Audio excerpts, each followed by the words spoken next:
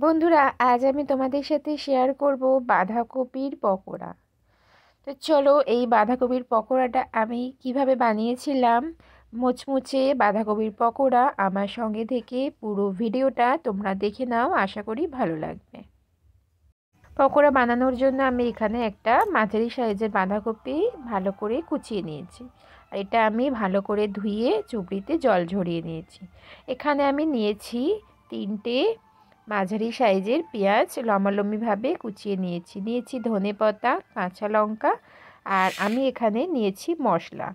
কি মশলা? হলুদ গুঁড়ো 1 চামচ, হলুদ গুঁড়ো 2 চামচ, ধনে গুঁড়ো 1 চামচ, ভাজা মশলা 1 চামচ, জিরে গুঁড়ো 1 চামচ, কাশ্মীরি লঙ্কার গুঁড়ো আর স্বাদ অনুসারে লবণ। এখন এই বাঁধাকপিটা আমি ভালো করে একটু এইভাবে চটকিয়ে নিচ্ছি। যদি একটু জল থাকে সেটা বেরিয়ে যাবে। আর তারপরে দেখো, চুপড়ির মধ্যে ওখান থেকে সামান্য একটু লবণ দিয়ে আমি বাঁধাকপিটার সাথে ভালো করে মিশিয়ে একটু ভালো করে চটকে নিচ্ছি। যদি কোনো জল থাকে সেটা বেরিয়ে যাবে বাঁধাকপি থেকে। এইভাবে কয়েক মিনিট ভালো করে চেপে চেপে আমি মিশিয়ে নিচ্ছি। মিশিয়ে নেওয়ার পরে এই বাঁধাকপিটা আমি একটা পাত্রের মধ্যে ঢেলে নেব। দেখো, আমি একটা পাত্রের মধ্যে ঢেলে নিয়েছি। আর ভালো করে জলটা যেটুকু ছিল বেরিয়ে গেছে। আর আমি এর মধ্যে একে একে পেঁয়াজ কুচি, ধনেপাতা, কাঁচা লঙ্কা কুচি দিয়ে নিচ্ছি। একটু লঙ্কার পরিমাণটা বেশি দিয়েছি, কারণ পকোড়া ঝাল ঝাল হলে বেশ ভালোই লাগে। তোমরা চাইলে ঝালের পরিমাণটা কমও দিতে পারো। আর যদি কাঁচা লঙ্কা অ্যাভয়েড করতে চাও সেটাও করতে পারো, তবে কাঁচা লঙ্কা দিলে টেস্টি হয়। এইভাবে ভালো করে মিশিয়ে নিয়ে বাঁধাকপির সাথে পেঁয়াজ, কাঁচা লঙ্কা, ধনেপাতা, তারপরে গুঁড়ো মশলাগুলো এর মধ্যে দিয়ে নিচ্ছি। আর বাকি যেটুকু লবণ ছিল সেটুকু আমি এর মধ্যে দিয়ে নিচ্ছি। এগুলো সমস্ত কিছু বাঁধাকপিটার সাথে ভালো করে হাত দিয়ে মেখে নিচ্ছি। এইভাবে বাঁধাকপির সাথে সব মশলাটা ভালো করে মিশিয়ে নিয়ে এর মধ্যে আমি এবারে দিয়ে নেব কর্নফ্লাওয়ার আর দেব এখানে বেসন।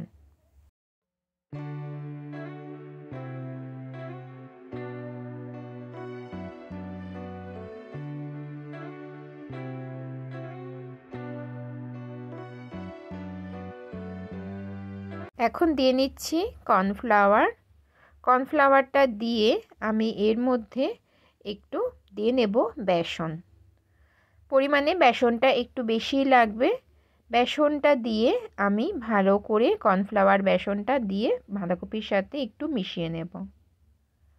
ভালো করে মেশানো হয়ে গেলে আমি এর মধ্যে দিয়ে নেব চালের গুঁড়ি। এখন প্রায়ই আমাদের সকলের বাড়িতেই কম বেশি চালের গুঁড়ি থাকে। তো আমি এখন চালের গুঁড়ি এর মধ্যে দিয়ে নেব। তোমরা চাইলে চালের গুঁড়িটা স্কিপ করতে পারো, কেউ যদি সুজি দিতে চাও সেটাও দিতে পারো। তো আমি এখানে চালের গুঁড়ি দিয়ে নিলাম। 1 মুঠো আমি চালের গুঁড়ি দিয়েছি। চালের গুঁড়ি দিয়ে ভালো করে আমি আবারও মেখে নিচ্ছি।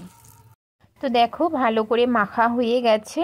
এখন আমি এটা ভালো করে বড়ার শেপ দিয়ে ফ্রাই করে নেব। তার জন্য আমি কড়াই বসিয়ে নিয়েছি আর সাদা তেল আমি এখানে দিয়ে নিয়েছি। আমি সাদা তেলেই ফ্রাই করব। আর একে একে আমি বড়ার শেপ দিয়ে নিচ্ছি, পকোড়ার শেপ এক এক করে আমি ছেড়ে দেব। আর আমি কিন্তু কড়াইটা বসিয়ে ভালো করে তেলটা গরম করে নিয়েছিলাম। তেলটা গরম হয়ে যাওয়ার পরে আমি গ্যাসের ফ্লেমটা আস্তে করে দিয়েছি।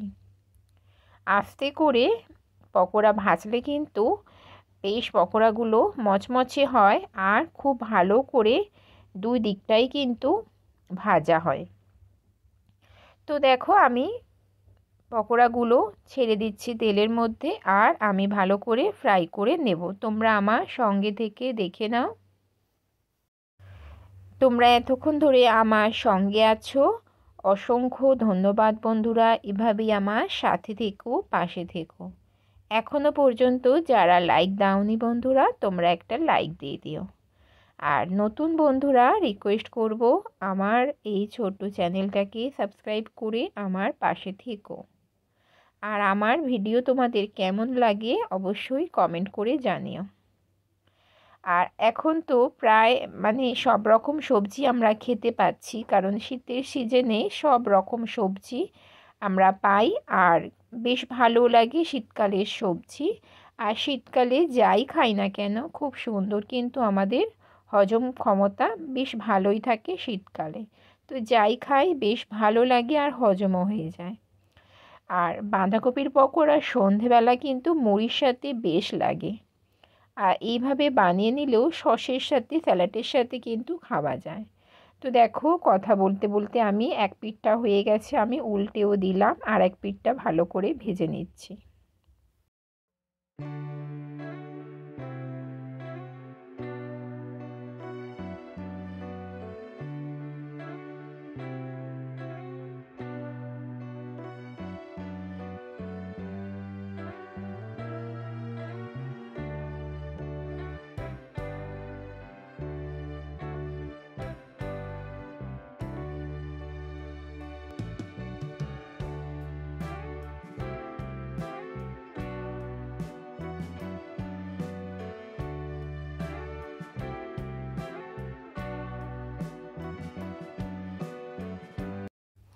তো পকোড়াগুলো আমার ভালো করে ভাজা হয়ে গেছে, এখন আমি এটা তুলে নেব।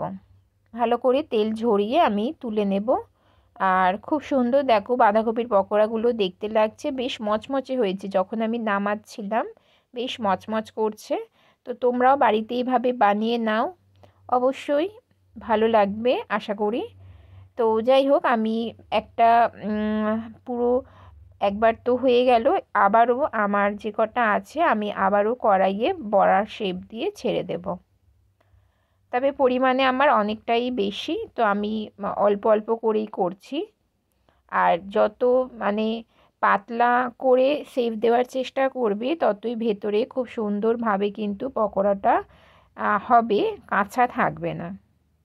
আর অবশ্যই গ্যাসের ফ্লেমটা আস্তে করে, আমি প্রথমে গ্যাসটা জোরে করে তেলটা গরম করে নিয়েছি, তারপরে গ্যাসের ফ্লেমটা আস্তে করে দিয়েছি যাতে বড়াগুলো খুব সুন্দরভাবে ভেতর থেকে একদম ভালো করে ফ্রাই হয়। তো এখন আবার এই বড়াগুলো ভালো করে আমি কিন্তু ফ্রাই করে নেব। বড়াগুলো ছেড়ে দেওয়ার কিছুক্ষণ পরে আমি একটু নাড়াচাড়া করে দিচ্ছি যাতে কোনো রকম কাঁচা ভাব না থাকে। এখন আমি এটা উল্টিয়ে নেব। তো দেখো উল্টিয়েও নিয়েছি, দুদিকটা ভালো করে বেশ ফ্রাই হয়ে গেছে। এখন আমি এটা তুলে নিচ্ছি। তো চলো, আমার তো দুবার হয়ে গেছে ভাজা, এখন আমি প্লেটে সার্ভ করে নিয়ে তোমাদের সামনে আসছি। তোমরা আমার সঙ্গে থাকো। দেখতেই পাচ্ছ বন্ধুরা, বাঁধাকপির একদম গরম গরম পকোড়া আমি প্লেটে সার্ভ করে নিয়েছি স্যালাডের সাথে, সসের সাথে, আর সাথে যদি হয় একটা কাঁচা লঙ্কা। খুব মচমচে হয়েছে, দেখতেই পাচ্ছ খুব সুন্দর হয়েছে। তোমরাও বাড়িতে এইভাবে বাঁধাকপির পকোড়া এখন এই সিজনে বানিয়ে নাও, খেতে কিন্তু খুব সুন্দর হয়। আমি যেইভাবে বানালাম তোমরাও সেইভাবে বানাও, খুব ভালো হবে খেতে। সন্ধেবেলার টিফিনটা কিন্তু দারুণ জমে যাবে। কেউ কেউ আবার মুড়ির সাথেও খেতে পারো। তো আজকের আমার এই বাঁধাকপির পকোড়াটা যদি তোমাদের ভালো লেগে থাকে আমার এই ছোট্ট চ্যানেলের পাশে থেকে যেও। আর যারা এখনও পর্যন্ত লাইক করোনি প্লিজ একটা লাইক করে দিও। আর নতুন বন্ধুরা চ্যানেলটাকে সাবস্ক্রাইব করে আমার ছোট্ট চ্যানেলের পাশে থেকে যেও। আর অবশ্যই কমেন্ট করো আজকের এই রেসিপিটা তোমাদের কেমন লাগলো। তো চলো আজকের মতো ভিডিওটা এখানেই শেষ করছি। তোমরা সকলে ভালো থেকো, সুস্থ থেকো। তোমাদের সাথে দেখা হবে নেক্সট ভিডিওতে। টাটা।